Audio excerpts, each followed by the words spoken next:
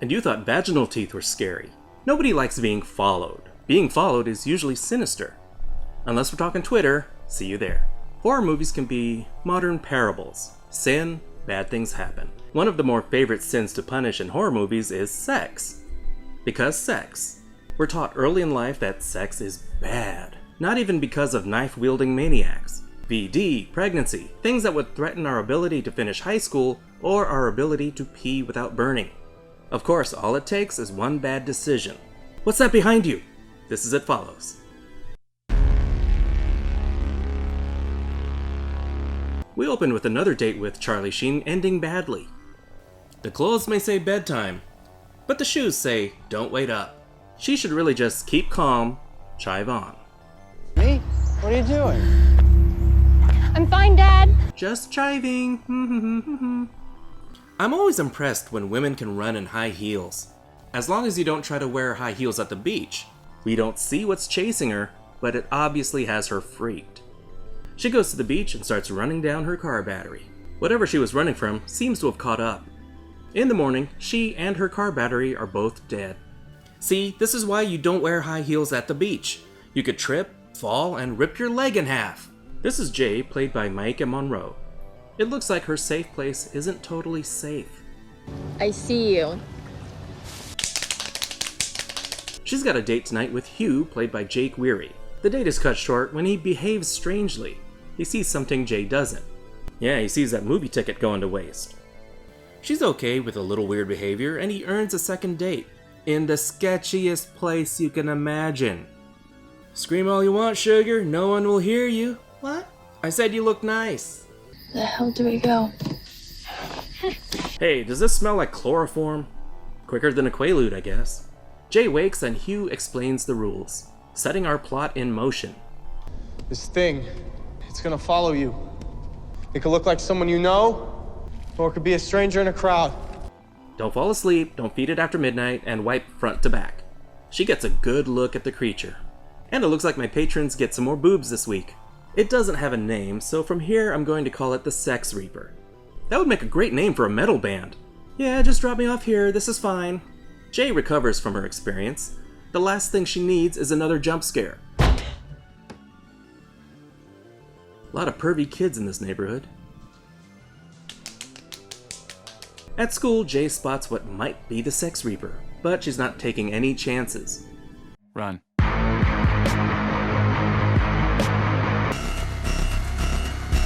Picture it, Sicily, 1939. Jay goes to her sister, played by Lily Sepe, and her friend Paul, played by Keir Gilchrist. And Paul obviously has a thing for Jay.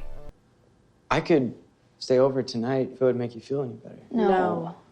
That night, Jay's house is bottled up like a fortress, and a perimeter fence has been breached. Well, at least tooth decay can't get in here. This is another friend, Yara, played by Olivia Lucardi.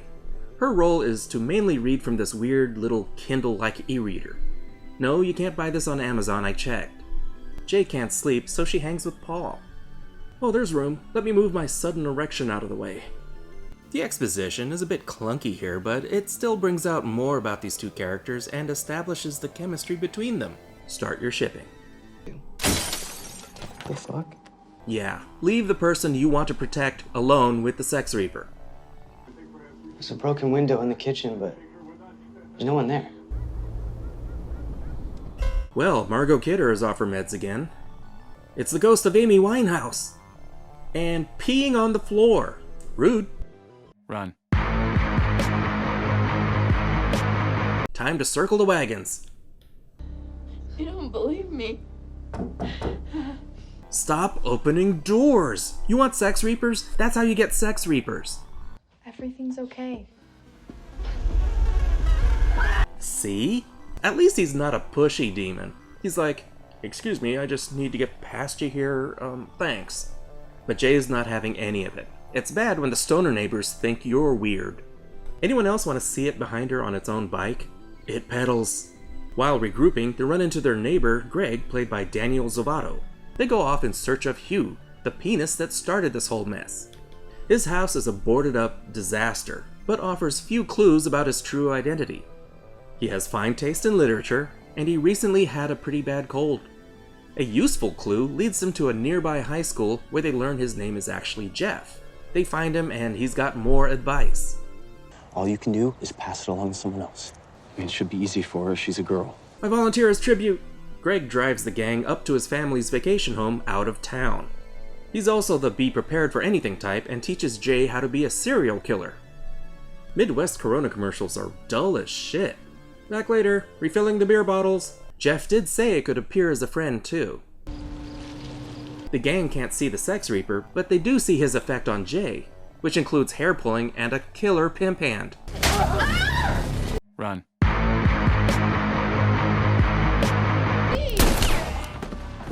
Looks like her aim hasn't improved much. Not that it seems to make a difference. Not cool, stranding your friends like that. Fun fact, Quentin Tarantino guest directed this scene. I guess Sex Reaper stops following once the paramedics are called. To make up for wrecking his car, Jay opens visiting hours for Greg. So all seems to be going well. Have you seen it? Nothing. You believe me, right? Yeah, I do believe you. Maybe it didn't take and we should do it a few more times, just to be sure. Life goes on. Jay hides in her room and Greg hasn't seen anything. Here we go. It follows. It breaks. It enters. It knocks rudely, taking the form of Greg's mom. What the fuck, Mom? Well, this motherfucker's dead. Wait, this is how it kills you? Death by snoo-snoo? Jay is a target once again. In a baffling decision, she waits on the hood of her car in the middle of the woods. If Sex Reaper doesn't get her, Blair Witch is on her ass. I don't know if she's given up at this point, it's just a weird decision. And she comes across 3 young men in a boat, and you can tell where this is going. They're about to meet another man in a boat. Clitoris. After these messages, we'll be right back. Jay goes home, trying not to whistle as she walks. Jay feels guilty for murdering Greg with her hoo-ha, and probably those other guys too. You could pass it on. Oh, throw him a bone. Typical teenage guy, ready to endanger his life if it means getting some. They hatch a plan, and Grandpa's having one of his forgetful days. How did I get up here? But hey, check out my full chestnut bush! Forget the Sex Reaper for a minute. How have they not been mugged by crackheads yet? Their plan involves the local swimming pool, throwing a bunch of electrical appliances into the pool so they can electrocute the Sex Reaper, using Jay as bait. Mom is gonna be mad. Honey, have you seen the blender? Or the toaster? Or the iron? Where the hell's all my shit? I feel like they haven't thought this through, and you really shouldn't be getting this cast wet. The Sex Reaper shows up, and their plan starts to fall apart immediately. It's here? Right there! Rather than jump in the pool, he just throws appliances at Jay, who's a sitting duck. And who gave this kid the gun? See what happens? Finally, something clever.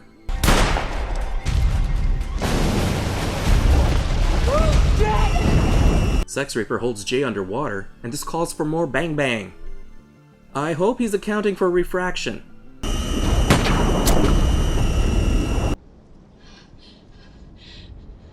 He's either dead, or that menstrual story we all heard in gym class came true.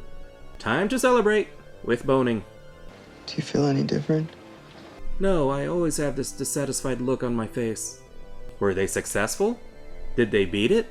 Are they gonna be okay? What do you think? That was It Follows. It's refreshing to see a horror movie heroine not be an uptight, virginal character. She's sexually active, but not portrayed as a slut either. She's simply a normal person. So when she decides to actually have sex with you, it's not a big deal. That's what she said. And it's not something that she fretted over. It was one simple, everyday type decision that sets things in motion. Paul's devotion was admirable, motivated by unrequited love. And it's interesting to want to see them get together and be afraid of it at the same time.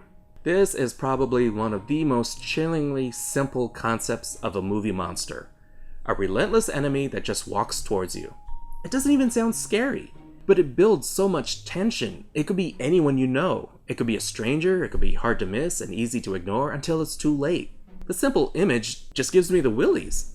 But his biggest flaw is the super obvious way he behaves. If he was truly clever, he'd approach the victim the way I have to pick up my cat. Not interested in you, not interested in you, not interested in you. And I gotcha. A lot of the forms are a bit over the top, especially if he's trying to sneak up on you. Gotcha. And why piss on my floor, lady?